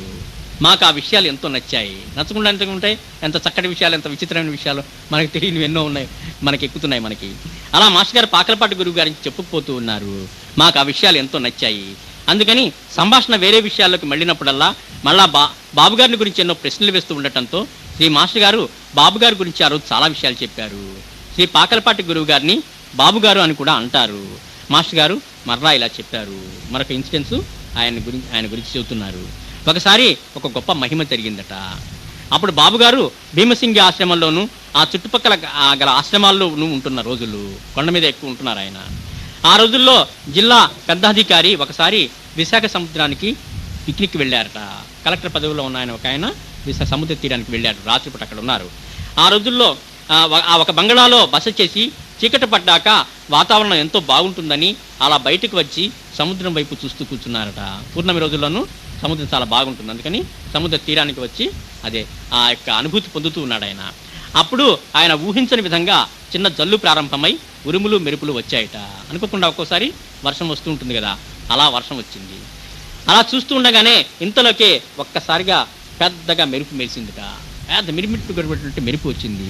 మిరిమిట్లు గొరిపే ఆ మెరుపుకు ఆయన కళ్ళు చీకట్లు కమ్మాయి. కళ్ళలో పడిపోయింది. మనం లోపలుంటే తప్పించుకుంటాం, కళ్ళు చూడకూడదు అంటారు మెరుపుని, అందుకని డైరెక్ట్గా కళ్ళు చీకట్లు కమ్మాయి. కళ్ళు బయర్లు కమ్మి మనిషి గందరగోళం అయిపోయాడు. కాసేపటికి తేరుకున్నాడు, కానీ కళ్ళు మాత్రం ఏమీ కనిపించటం లేదు. ఆ ఎఫెక్ట్కి దృష్టి పోయిందనమాట ఆయనకి. మెరుపు ప్రభావం తగ్గితే కనిపిస్తుందిలే అనుకుని ఆ విషయం ఎవరికి చెప్పకుండా బసకు వచ్చి గమ్మున పడుకున్నాడు. అట్లా కళ్ళు మూసుకొని తగులుకుంటూ లోపలికి వచ్చి పడుకున్నాడు, రెస్ట్ తీసుకుంటే ఆ ఎఫెక్ట్ తగ్గిపోతుందని. ఈ విషయం ఎవరికి చెప్పకుండా బసకు వచ్చి గమ్మునకు పడుకున్నాడు. అయితే తెల్లవారిన కూడా ఆయనకు కళ్ళు కనిపించడం లేదు. క్రమంగా పొద్దుకే కొద్దీ తనకు దృష్టి పోయిందని ఆయనకు అవగతం అయింది. ఆ మెరుపు చూపెట్టేప్పటికే ఇది టెంపరీ ఎఫెక్ట్ కాదు, పూర్తిగా బ్లైండ్నెస్ వచ్చేసింది అనమాట ఆయనకి. పగలైనా కనపడాల టైం గడిచినా కానీ అని ఆయనకు అవగతమైంది. కళ్ళు పోతే అన్ని కష్టాలే కదా, ఇంకేముంది, మొత్తం లైఫ్ అంతా తలకిందులు. 1-2 రోజులు ఈ విషయం గోప్యంగా ఉంచారు. ఏవో ప్రయత్నాలు చేశారు రహస్యంగా, అయినా దృష్టి రాలేదు. ఎందుకంటే కలెక్టర్ పదవికి అనుక్షణం కూడా ఇతరులతో డీలింగ్ చేయాల్సి వస్తుంటుంది కదా ఆయనకి. ఆయన రెవెన్యూ అధికారి, అవి జమాబందీ రోజులు, పని ఎక్కువగా ఉంటుంది. రోజు చాలామంది కలుసుకోవటానికి వస్తారు. ఒక సీట్లో కూర్చొని తన పని చేసుకుపోయే ఉద్యోగం కాదు. నలుగురికి తెలియక ముందే దృష్టిలోపం సరిచేసుకోవాలని ఆయన ఉద్దేశము. ఎవరు వచ్చినా ఆఫీసర్ గారు కలవటం లేదు. జనం ఆఫీస్ చుట్టూ తిరుగుతున్నారు. ఆఫీసర్ గారు ఏమైపోయారో ఎవరికి తెలియదు. అలా ఉంది పరిస్థితి. రోజులు గడుస్తున్న కొద్ది, అంతేగా మరి ఎన్నాళ్ళని దాచిపెట్టుకుంటాడు. అప్పుడే ఆయనకు బాబుగారు గుర్తుకు వచ్చారు. ఎప్పుడో ఈయన పేరు వినున్నాడు, ఇట్లాంటి మహాత్ముడి అడవుల్లో ఇక్కడ ఉన్నాడని చెప్పి, ఏజెన్సీ ప్రాంతంలో ఉన్నాడని ఆయన గుర్తుకొచ్చింది. ఆయనకు బాబుగారి గురించి తెలుసు. అప్పుడు ఆయన తన ఆంతరింగిక మిత్రులతో తనను ఎలాగైనా సరే బాబుగారి దగ్గరికి తీసుకుపోమని కోరాడు. ఉంటారుగా ఆయనకి మంది మార్పంలో చాలామంది ఉంటారుగా, నన్ను ఆయన దేశం తీసుకుపోమండి. ఆయన కోరినట్టుగానే మిత్రులు బాబుగారి కోసం పాకలపాటి గురువుగారు ఎక్కడ ఉంటారు అని ఎవరిని అడిగినా సరైన చిరునామా చెప్పడం లేదు. ఎవరికి తెలియదుగా, బోల్డెన్ ఆశ్రమాలు ఉన్నాయి, తరచుగా మారుతుంటాడు, అడ్రస్ ఎవరికి చెప్పలేరు. ఎవరు తెలుస్తుందంటే చిన్నబాబు గారికి ఒక్కడికే తెలిసేది. చివరకు ఆయన ఎక్కడ ఉండేది చిన్నబాబు గారు చెప్పగలుగుతారని ఎవరు చెప్పగా వారు చిన్నబాబు గారిని వెతుక్కుంటూ నర్సీపట్నం వచ్చారు. నర్సీపట్నం నుంచి చిన్నబాబు గారు వారిని తీసుకొని కొండల మీద గురువుగారు ఉన్న ఆశ్రమానికి తీసుకువెళ్లారు. వారప్పుడు గురువుగారికి వారు వచ్చిన విషయం అంతా చెప్పి తమను ఒకసారి ఆఫీసర్ గారు త్వరగా కలుసుకుని తమ ఆశీస్సులు పొందాలనుకుంటున్నారని చెప్పారు. అప్పుడు గురువుగారు వారికి ఒక గ్రామము ఒక ప్రదేశము చెప్పి అక్కడ దాకా ఆయన కారులో రమ్మని, అక్కడి నుంచి నడిచి తమ వద్దకు రమ్మని చెప్పారు. కారులో ఒక చోట దాకా కొండల్లో, అక్కడి నుంచి నడిచి రావాలి భీమసింగి ఆశ్రమానికి అలా చెప్పి సూచనలు ఇచ్చి పంపించారు. అట్లాగే ఆయన కారులో వచ్చి అక్కడ దిగాడు. పేరు చెప్పి అక్కడ దాకా ఆయన కారులో రమ్మని, అక్కడి నుంచి నడిచి తన వద్దకు రమ్మని చెప్పమన్నారు. వారు వెళ్ళాక బాబుగారు తమ శిష్యులతో ఆ గ్రామస్తులకు కబురు చేసి పలానా టైంకు కారులో ఆఫీసర్ గారు ఆ గ్రామానికి వస్తారని, అక్కడి నుంచి ఆయన్ను మేళతాళాలతో ఆయన తమకు ఎదురేగి తమ వద్దకు తీసుకురమ్మని చెప్పారు. ఏ గ్రామంలో అయితే దిగి అక్కడి నుంచి నడిచి రమ్మన్నాడో ఆ గ్రామస్తులకు చెప్పాడు, మీరు ఎదురేగి ఆయన మేళతాళాలతో తీసుకురావాలి నా దగ్గరికి అని చెప్పినని. శిష్యులు ఒకరికి అడవి పూలతో కట్టిన ఒక పూలమాల ఇచ్చి ఆఫీసర్ గారు కారు దిగ్గానే వారి మెళ్ళలో ఈ పూలమాల వేసి తమ వద్దకు నడిపించుకుంటూ తీసుకురమ్మన్నారు. ఒక మాల కట్టించాడు ఆయన అడవి పూలతోనూ. అది ఆయన ఆహ్వానం. కారు దిగంగానే మెళ్ళో ఈ మాల వేయాలి. బాజా భజంత్రులతో ఆయన తీసుకొని ఆశ్రమానికి రావాలన్నమాట. ఇది ఏర్పాటు, బాబుగారు చేసినటువంటి ఏర్పాటు. బాబుగారు చెప్పినట్టుగానే ఆ శిష్యుడు చేతిలో పూలమాలతోనూ మిగతా గ్రామస్తులు తప్పెట్లు తాళాలతోనూ బాబుగారు చెప్పిన చోట వేచి ఉన్నారు. కారులో ఆఫీసర్ గారు అక్కడికి రాగానే గ్రామస్తులు ఎదురేగి ఆహ్వానించి తప్పెట్లు నృత్యాలు చేస్తూ స్వాగతం చెప్పారు. ఆయన కారు దిగ్గానే గురువుగారు పంపించారని చెబుతూ వారి మెడలో గురువుగారు వేయమన్న పూలమాలను ఆయన మెడలో వేశారు. అంతే, తప్పెట్లు తాళాలతో బయలుదేరారు. ఆఫీసర్ గారు తడబడుతూ కారు దిగ్గానే అటువకళ్ళు ఇటువకళ్ళు పట్టుకొని నడిపించుకుంటూ తీసుకువస్తున్నారు. పూలమాల వేశాక 10 అడుగులు అలా తడబడుతూ వేసిన వాడల్లా చక్కగా నడవటం ప్రారంభించాడు. మనిషికి బ్యాలెన్స్ వచ్చేసింది. ముందు ప్రారంభించాడు. తర్వాత ఇటు అటు పట్టుకున్న వాళ్ళను అవసరం లేదని చెప్పి అందరితో పాటు మామూలుగా నడుచుకుంటూ పోయాడు. పట్టుకున్న వాళ్ళని ఎదిరించి పారేశాడు అటు ఇటును. లేదని చెప్పి అందరితో పాటు మామూలుగా నడుచుకుంటూ పోతూ ఉన్నాడు. అలా గురువుగారి దగ్గరికి చేరాడు. గురువుగారు ఎలా ఉన్నారు అని అడగగానే ఐఆమ్ ఆల్ రైట్ అన్నట్ట. ఇంకంతే, ఎప్పుడైతే పూలమాల వేశాడో ఇంకా ఆయన చెప్పుకోవాల్సింది ఏమీ లేదు, ఆయన సరి చేయాల్సింది ఏమీ లేదనమాట. ఐఆమ్ ఆల్ రైట్ అన్నారట. ఆయనతో వచ్చిన వాళ్ళు విస్తుపోయారు. ఏంటి ఇంత సమస్యతో వచ్చిన వాడు నాకేం లేదంటున్నాడు, తిరగా ఇంత వెతుక్కుంటూ వస్తే అంటే అప్పటికే ఆయన దృష్టి మెరుగుపడిందనమాట. ఆఫీసర్ గారికి గురువుగారు పంపించిన అడవి పూలమాల మెడలో వేయగానే దృష్టి మెరుగవటం ప్రారంభమైందట. గురువు గారి దగ్గరికి వచ్చేటప్పటికి కళ్ళు పూర్తిగా బాగుపడ్డాయి. ఇలాంటి లీలలు గురువుగారి దగ్గర ఎన్నో జరుగుతూ ఉండేవట. ఇవి మన ఊహకి అందనటువంటి విషయాలను లీలలు ఇవన్నీ. అందుకే వాళ్ళకి అసాధ్యమైన కాడ సాధ్యం చేయగలిగినటువంటి సమర్థులు వాళ్ళని అన్నారు. అందుకనే సమర్థులు, సర్వసమర్థులు వాళ్ళు. మిమ్మల్ని వివాహం చేసుకోమని ఆయన కూడా చెప్పారట కదా అని అడిగారు నేను. అవును అంటూ మాస్టర్ గారు చెప్పటం మొదలుపెట్టారు. నేను మొట్టమొదటిసారి గురువుగారిని కలుసుకోవడానికి వెళ్ళినప్పుడు మొదట మా అన్నగారి దగ్గరికి వెళ్ళాను. ఆయన తను కూడా నాతో వస్తానని 2 రోజులు నన్ను అక్కడే ఉంచేశారు. వెంటనే విశాఖపట్నం వెళ్ళగా అన్నగారింట్లోనే 2 రోజులు ఆపేశారు. నేను కూడా నీతో కలిసి వస్తాను, ఇద్దరిని కలిసి వెళ్దామని చెప్పినని. అట్లా 2 రోజులు వాళ్ళ అన్నగారి సన్నిధిలో ఉండటం జరిగింది. మా అన్నగారు తెనాలి రామకృష్ణుడు రచించిన పాండురంగ మహత్యం అనే గ్రంథం మీద రీసెర్చ్ చేసి PhD పొందారు. ఆయన ఎన్నుకున్న గ్రంథం అది. ఆయన రీసెర్చ్ పేపరు నేను చదవలేదు.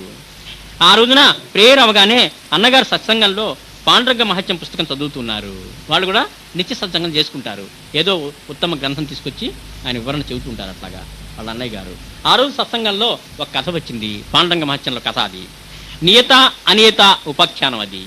ఆ కథలో ఒక గురువు గారికి 2 శిష్యులు ఉంటారు. ఆ శిష్యులిద్దరికి విద్యాభ్యాసం పూర్తయ్యాక గురువుగారు 2 కన్యలను చూసి వారిని వివాహం చేసుకుని గృహస్థ జీవితం గడపమని ఆదేశిస్తారు. ఈ కథ ఈ ఉపాఖ్యానం చాలా ప్రఖ్యాతి చెందిందే. నియత అనియత ఉపాఖ్యానం. శిష్యులు మామూలుగా ఆ ఆశ్రమానికి రాగానే వచ్చాక కొన్నాళ్ళు విద్యలన్నీ నేర్చుకున్న తర్వాత ఈ వివాహం చేసుకోమని పంపిస్తారు. కొందరిని మాత్రం బ్రహ్మచారులుగానే ఉండమంటారు, ఆదేశిస్తాడు గురువు. మీ ఇద్దరు వివాహానికి తగిన వాళ్ళు కనుక మీరు వెళ్ళి వివాహం చేసుకోమండి అని చెప్పారు. పూర్తయ్యాక గురువుగారు 2 కన్యలను చూచి వారిని వివాహం చేసుకుని గృహస్థ జీవితం గడపమని ఆదేశిస్తారు. ఒకడు గురువుగారు చెప్పిన విధంగా వివాహం చేసుకుంటాడు. మరొకడు గురువుగారు ఎంత చెప్పినా వినకుండా తాను ముక్తి పొందే వరకు తపస్సులోనే గడుపుతానని చెప్పి తపస్సుకు వెళ్తాడు. రెండవడు నాకు ఇదంతా వద్దు, ఈ లౌకిక జీవితం వద్దు అని చెప్పి ఆధ్యాత్మిక జీవితం ఎన్నుకుంటానని చెప్పి ఆయన తపస్సులోకి వెళ్ళిపోతాడు. ఒకసారి ఒక ముసలి గోమాత ఏదో రోగంతో బాధపడుతుంటే ఆ గోమాతకు సేవ చేయటం మొదలు పెడతాడు. తపస్సులో అడవిలో తపస్సు చేసుకోవడానికి వెళ్ళిన శిష్యుడికి ఒకరోజు ఒక ఆవు ఏదో రోగంతో కనిపిస్తుంది. ఒకరోజు ఆ ఆవును మేత కోసం తోలుకుపోతుంటే తపస్సు చేసుకుంటున్న ఒక ఋషి ఆ ఋషిని ఆ ఆవు తొక్కుతూ పోతుంది. రోజు ఆవుని మరి తీసుకున్నప్పుడు దానికి పోషణ కోసం తోలుకెళ్ళటం మళ్ళీ తీసుకురావటం ఇదంతా చేస్తూ ఉంటాడు. అలా మేత కోసం తీసుకెళ్తుంటే పొరపాటున ఆ ఋషిని డిస్టర్బ్ చేస్తుంది ఆవు. ఆ ఒక ఋషిని ఆవు తొక్కుతూ పోతుంది. ఋషికి తపోభంగం అవుతుంది. ఇంకేముంది, తపస్సు చెడిపోయేటప్పటికే ఆ తపస్సు చెడిపోవటానికి కారకుడు నీవేనని ఆ ఋషి ఆ శిష్యుడిని కప్పవేయి పొమ్మని శపిస్తాడు. ఆయన కోపం వస్తుంది ఋషి గారికి, తపస్సు డిస్టర్బ్ చేశాడని. అందుకని మనం కళ్ళు మూసుకునేటప్పుడు ఎవరిని కూడా కదిలించకూడదు. నిద్రపోతున్నా సరే అట్లా ఏమి లేచేదాకా ఊరుకుండాల్సిందే. ఎప్పుడైనా గుర్తుపెట్టుకోండి. చెప్పి అంటే వాళ్ళంతా తపస్సు చేస్తారని కాదు, శపిస్తారని కాదు, అంత శక్తి సమస్య మనకు లేదు. కానీ ఏదైనా సరే నిద్ర కానీ ధ్యానం కానీ డిస్టర్బ్ చేయటం అనేది చేయకూడదు అని చెప్తారనమాట. అది తప్పు. ఎందుకంటే అన్నిటికంటే మేలైన పని అతను చేసుకుంటున్నాడు, ధ్యానం భగవంతుడి స్మరణ చేసుకుంటున్నాడు కాబట్టి అన్నిటికంటే మనకి ఎక్కువ పాపం రావడానికి అవకాశం ఉంది కాబట్టి వాళ్ళని డిస్టర్బ్ చేయొద్దన్నారు అనమాట. మొదలుపెట్టారు. తపోభంగం అవుతుంది, తన తపస్సు చెడిపోవటానికి కారకుడు నీవేనని ఆ ఋషి ఈ శిష్యుడిని కప్పవేపమ్మని శపిస్తాడు. శాప కారణంగా పండరీపురంలోని ఒక కొలంలో రంగురంగుల కప్పగా జీవిస్తూ ఉంటాడు. ఎందుకంటే ఈయన కూడా మహర్షి కాబట్టి అన్ని కప్పలు లాగాకుండా రంగురంగుల కప్పగా ఉంటాడు, అందులో పండరిలో జీవిస్తూ ఉంటాడు. ఒకసారి కొందరు రాకుమార్తెలు కొలనుకు స్నానానికి వచ్చి రంగురంగులుగా ఉన్న ఈ కప్పను చూసి పట్టుకుంటారు. దాంతో ఆడుకుంటూ ఉంటే పొరపాటున ధ్యానం చేసుకుంటున్న ఒక తపస్సు మీద ఆ కప్పను పడేస్తారు. వీరు కూడా అదే పొరపాటు చేస్తారు. ఇంకో తపస్సు మీద ఈతను తీసుకెళ్లి పడేస్తారు, ఆ కప్పను పడేస్తారు. ఆ తపస్సుకి కోపం వచ్చి మీరంతా కప్పలైపోమని ఆ రాజకుమార్తెను చెప్పిస్తారు. ఇది మళ్ళీ జరుగుతుంది. వీళ్ళు కూడా అదే పొరపాటు చేస్తారు, తపస్సు చేసుకున్న వాళ్ళని డిస్టర్బ్ చేస్తారు. వీళ్ళు చెప్పిస్తాడు కప్పలైపోమని చెప్పి. వారు తమ పొరపాటుకు పశ్చాత్తాపడి శరణు వేడగా ఆ రంగురంగుల మగ కప్పతో మీరంతా సంసారం చేస్తే మీ అందరికీ శాప విమోచన కలుగుతుందని ఆయన చెప్తారు. అలా గురువుగారి మాట కాదని వివాహం చేసుకున్నందుకు అతడు ఎంతో మందితో సంసారం చేయాల్సి వస్తుంది, మరొక జీవి రూపం ఎత్తి. అందుకని గురుగారి మాటని అంత తపస్సంపన్నులు కాబట్టి వాళ్ళకి అంటే సంస్కారాన్ని బట్టి వాళ్ళు నిర్ణయిస్తారు. వీడు వివాహ జీవితానికి యోగ్యుడు, వీడు బ్రహ్మచర్యం చివరిదాకా పాటించగలడని చెప్పి నిర్ణయించి వాళ్ళు పంపించేవాళ్ళు ఆ రోజుల్లో, ఆ గురుకులాల్లో ఉండేటటువంటి ఋషులు. అందుకని వాళ్ళు సరైన నిర్ణయం తీసుకుంటారు కాబట్టి వాళ్ళ ఆజ్ఞాపాలన చేస్తుండేవాళ్ళు శిష్యులంతా కూడాను. ఎక్కడైనా రేరుగా ఇట్లాంటి ఇన్సిడెంట్స్ జరిగినా సరే అట్లాగే వాళ్ళ జీవితం మలుపు తిరుగుకుంటూ వచ్చేదనమాట. మళ్ళీను సంసారం చేయాల్సి వస్తుంది. ఆ రోజున అన్నగారు పుస్తకం తెరవగానే ఈ కథే వచ్చింది. అప్పుడు ఈ సందేశం నాకేనా అనిపించింది మాస్టర్ గారికి. ఈయన కూడా అటు ఇటు కొట్లాడుతున్నాడు కదా, వీళ్ళంతా పెళ్లి చేసుకోమంటుంటే వద్దనే స్థితిలో ఉన్నాడు అప్పుడు ఆయన. అప్పుడే ఈ కథ వచ్చింది ఆ సత్సంగంలోను. ఆ రోజున అన్నగారు పుస్తకం తెరవగానే ఈ కథే వచ్చింది. అప్పుడు ఈ సందేశం నాకేనా అని అనిపించింది. నాన్నగారి మాట కాదని నేను తపస్సుగా ఉండిపోతే నాకు ఇలాంటి ప్రమాదం ఎదురవుతుందని బాబా సూచిస్తున్నారేమో అనిపించింది. అప్పటికే బాబానే ఒళ్ళో ఉన్నారు కాబట్టి ఏదొచ్చినా ఇది బాబా చెబుతున్నాడు, మా చెబుతున్నాడేమోనని చెప్పి ఒక స్ఫురణ వెనకాల కలుగుతూ ఉంటుందన్నమాట. అయినా బాబా ఉండగా భయం ఏమిటి అనుకున్నాను. మాస్టర్ ధైర్యం మళ్ళీ. నేను భీమసింగిలో బాబుగారి దగ్గరకు వెళ్ళినప్పుడు మధ్యాహ్నం పూట ఆయన విశ్రాంతిగా కూర్చొని కాసేపు ఏదైనా చదువుకుంటూ ఉంటారు.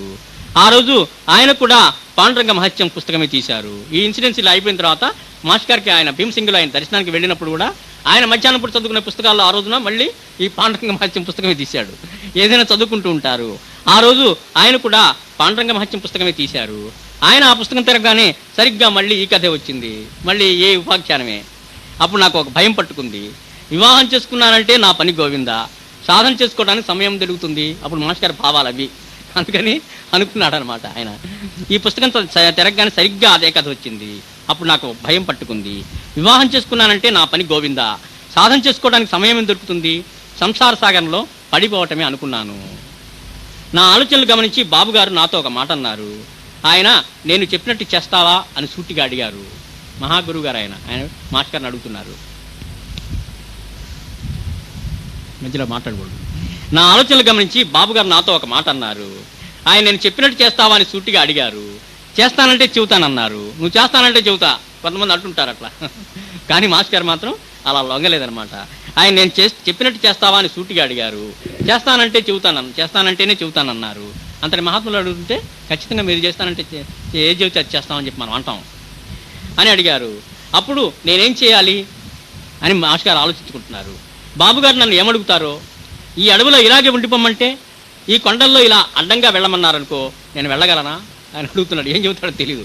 ఒకటి ఇటు వెళ్ళిపోయి నుంచి ఆ పాండవులు వెళ్ళినట్టుగా ఉత్తరం వైపు తిరిగి వెళ్ళిపోమంటే నేను చేయగలిగిన అందుకని ఈ కొండల్లో ఇలా అడ్డంగా వెళ్ళమన్నారనుకో నేను వెళ్ళగలనా అనుకొని నేను చేయగలిగిందైతే తప్పక చేస్తాను అన్నాను. అప్పుడు ఆయన అయితే నీవు పెళ్లి చేసుకో, నీ సాధనకు ఎటువంటి ఆటంకము రాదు, సహకరించే అమ్మాయి దొరుకుతుంది, నీ ఆధ్యాత్మిక పురోగతికి ఎటువంటి ఆటంకము లేకుండా చూచి నాది అని హామీ ఇచ్చారు. ఇంకా ఏం చెప్పారో తెలుసా? రుణానుబంధం ఎన్నటికీ తప్పించుకోలేవు. ఆ రుణానుబంధం ఎంత బలమైంది అంటే ఇక్కడ 2 పాయింట్లు ఉన్నాయి. ఒకటి, నువ్వు ఈ జన్మలో బ్రహ్మచారిగా ఉండి ముక్తి పొందలేకపోతే మరలా జన్మలో అయినా వివాహం చేసుకోక తప్పదు. ఆ బంధం అది ఆ రుణం తీర్చుకోవాల్సిందే. 2, అసలు ఆ రుణానుబంధమే నిన్ను ముక్తి పొందకుండా అడ్డుపడుతూ ఉంటుంది. నువ్వు ముక్తి కోసం ఎంత పాటుపడినా సరే అడ్డం వస్తూనే ఉంటుంది.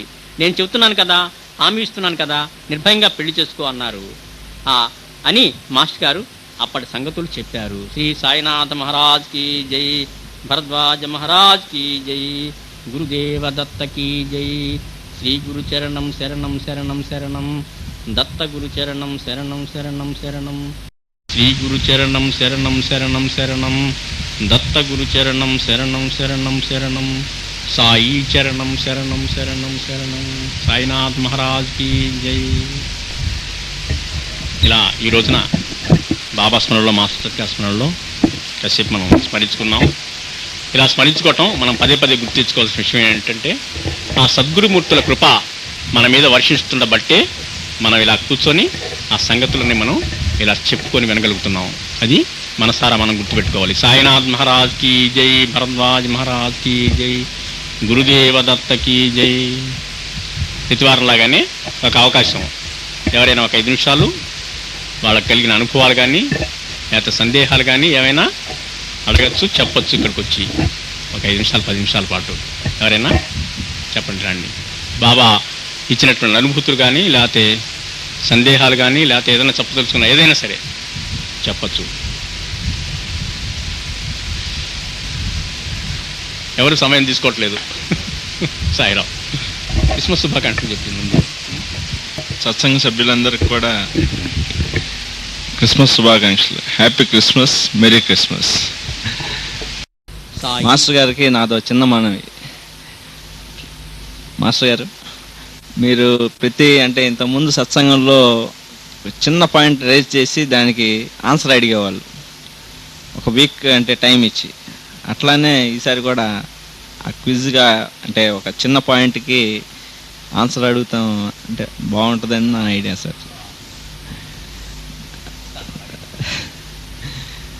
ఒకసారి మాస్టర్ గారు మంచి గురించి అడిగారు. అప్పుడు మంచి అంటే చెడుకు వ్యతిరేకమైంది మంచి, మంచికి వ్యతిరేకం చెడు అనుకున్నామే కానీ మాస్టర్ గారి తర్వాత దాని వివరణ ఇచ్చిన తర్వాత కానీ తెలియలేదు మంచి అంటే ఏంటి అనేది. కనుక అటువంటి మనందరికి కూడా తెలియని మాస్టర్ గారు తెలియజేయటం బాగుంటుందని నా ఆలోచన. కనుక మీరు అది పాయింట్స్ ఇస్తారని కోరుకుంటున్నాను. సాయిరామ్.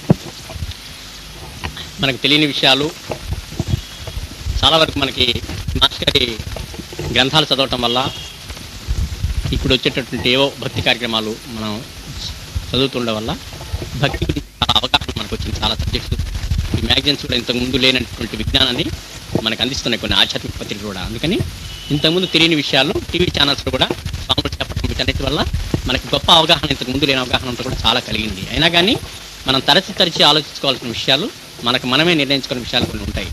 అలాంటివి మనమే ఆలోచించుకోవాలి. లోపల ఆలోచించుకోవడానికి ఒక వారం, నెక్స్ట్ వారం నాకు చెప్పడానికి ఒకటి ఇస్తున్నాను. మనిషి స్వార్థపరుడా, త్యాగపరుడా? త్యాగమూర్త. మనుషులు స్వార్థం అనుకుంటారు కదా, మనకంతా స్వార్థం ఎక్కువ అనుకుంటాం. స్వార్థపరుడేనా మనిషి? కాదా? ఆ అభిప్రాయం చెప్పాలి. స్వార్థపరుడు అయితే ఎట్లా స్వార్థపరుడో చెప్పాలి, త్యాగమూర్తి అయితే ఏ రకంగా త్యాగమూర్తి అని చెప్పాలి. వచ్చే వారం చెప్పడు.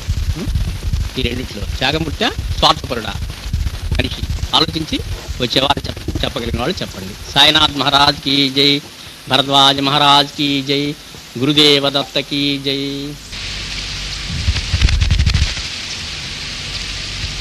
దిగంబరా దిగంబరా శ్రీపాదవల్లభ దిగంబరా, దిగంబరా దిగంబరా శ్రీపాదవల్లభ దిగంబరా, దిగంబరా దిగంబరా నృసింహయతి వర దిగంబరా, దిగంబరా దిగంబరా నృసింహయతి వర దిగంబరా, దిగంబరా దిగంబరా మాణిక్య ప్రభు గురు దిగంబరా, దిగంబరా దిగంబరా మాణిక్య ప్రభు గురు దిగంబరా, దిగంబరా దిగంబరా అక్కల కోట గురు దిగంబరా, దిగంబరా దిగంబరా అక్కల కోట గురు దిగంబరా, దిగంబరా దిగంబరా తాజుద్దీన్ బాబా దిగంబరా, దిగంబరా దిగంబరా తాజుద్దీన్ బాబా దిగంబరా, దిగంబరా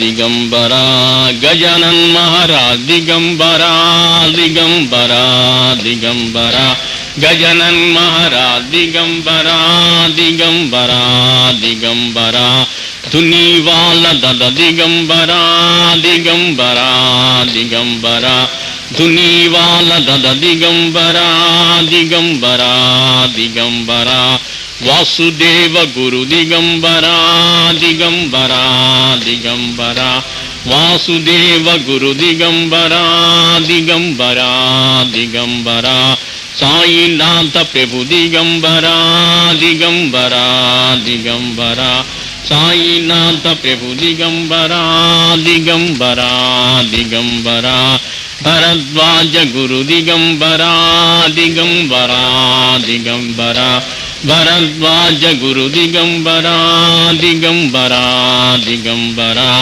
గురుదేవ దత్త దిగంబరా దిగంబరా దిగంబరా గురుదేవ దత్త దిగంబరా దత్త దత్త దత్త ప్రసన్న దత్త ప్రసన్న సాయి సాయి సాయి ప్రసన్న సాయి ప్రసన్న సాయి సాయి సాయి ప్రసన్న సాయి సాయి ప్రసన్న దత్త దత్త దత్త ప్రసన్న దత్త ప్రసన్న సాయి సాయి సాయి ప్రసన్న సాయి సాయి ప్రసన్న సాయి సాయి సాయి ప్రసన్న సాయి సాయి ప్రసన్న శ్రీ సాయినాథ మహారాజ్ की जय భరద్వాజ మహారాజ్ की जय గురుదేవ దత్త की जय గురు బంధువులారా, భక్తులారా, ఈ సాయి మందిరం పాట వింటే ఆయన బాబా యొక్క తత్వం అంతా హృదయంలోకి వచ్చి ఆయన కళ్ళల్లోంచి వెలువడేటట్టు కరుణ మన మీద ఆ పాట విన్నంతసేపు అలా ప్రసరిస్తూ ఉండి ఏదో తెలియని ఒక పరమానందం కలుగుతుంది.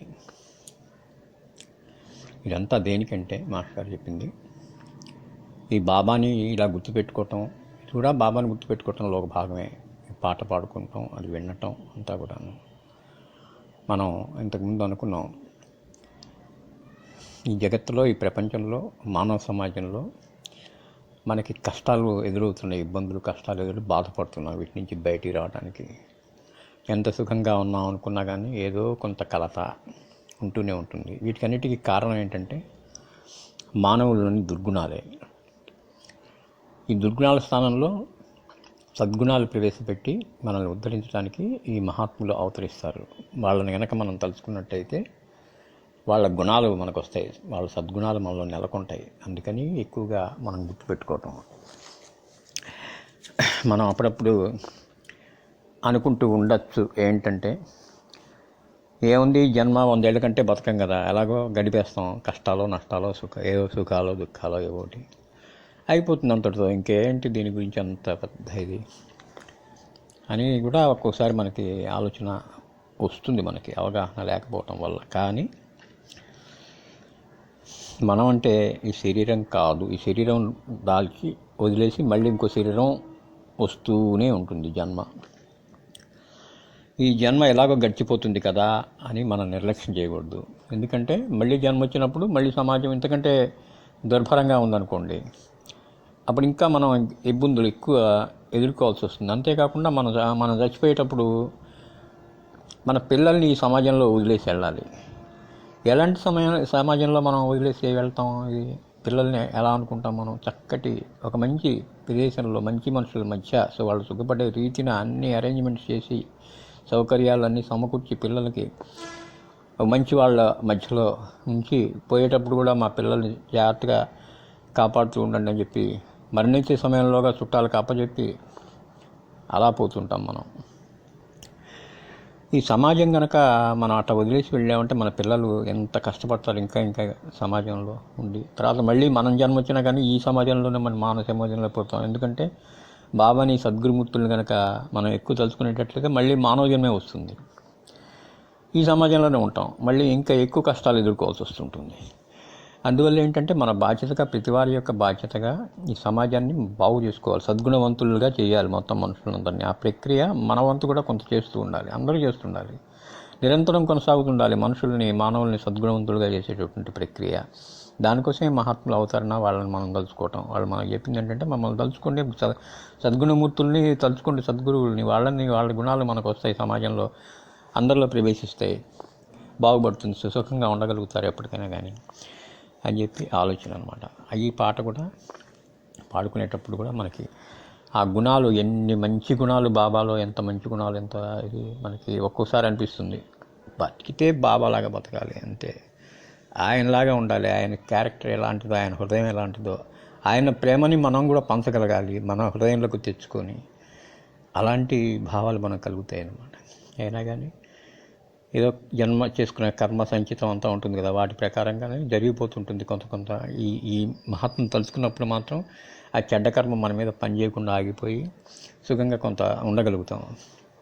అందువల్ల ఏంటంటే మిత్రులారా, దానికి ఒక ప్రక్రియ ఏంటంటే, అందరికీ బాబాని, దత్తమూర్తుల్ని పరిచయం చేయటం, వాళ్ళ ఇళ్లలోకి ఈ పారాయణ పుస్తకాలు ప్రవేశపెట్టడం, అది ఒక మొట్టమొదటి మెట్టు. అదన్నా మనం కొంతవరకు చేయగలిగితే తర్వాత సంగతి బాబా చూసుకుంటాడు. ఎందుకంటే దీనికి చాలా ఉదాహరణలు ఉన్నాయి. అంతదాకా దీనికి మన గురువు గారు భరద్వాజ మాస్టర్ గారు ఉన్నారు. వారి యొక్క అన్నగారు వేదవ్యాస గారు. ఆయనకి పుస్తకాలు చదివే అలవాటు అందరికీ ఉంటుంది కదా, ఈ మహానుభావులకు అందరికీ ఉన్నాం.